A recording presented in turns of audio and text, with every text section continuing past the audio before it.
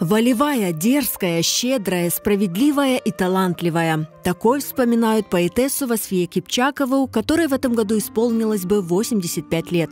Она родилась 9 марта 1938 года в селе Чоткара Бахчисарайского района. В возрасте 6 лет вместе со своим народом была выслана из Крыма в Узбекистан. Несмотря на все тяготы жизни в ссылке, она стремилась к знаниям. Окончив 7 классов, поступила в Бухарский педагогический техникум, затем в Ташкентский государственный университет.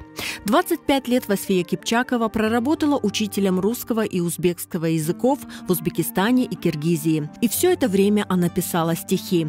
Творчество было отдушиной для ее измученного от разлуки с родиной сердца. Өз шиирлеринде Васфия ханым ватанга севгі, ватан асыретлігі, инсанлар арасында мунасибетлер, sonra достық муабетлік кыбы мезуларны көтереді. Бүгін бұл меселелер актуальдыр.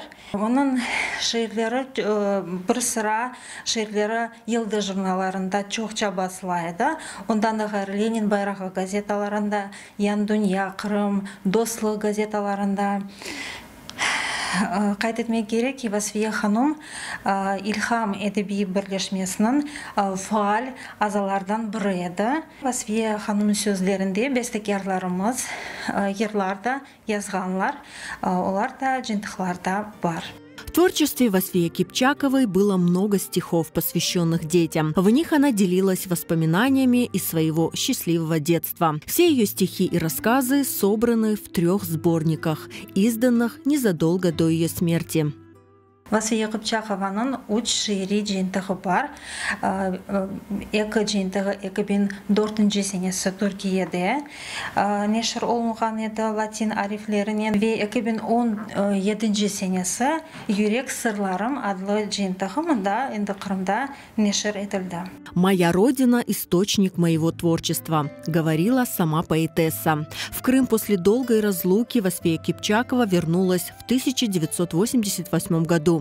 Она поселилась в родном Чоткара, сам воздух которого давал ей вдохновение.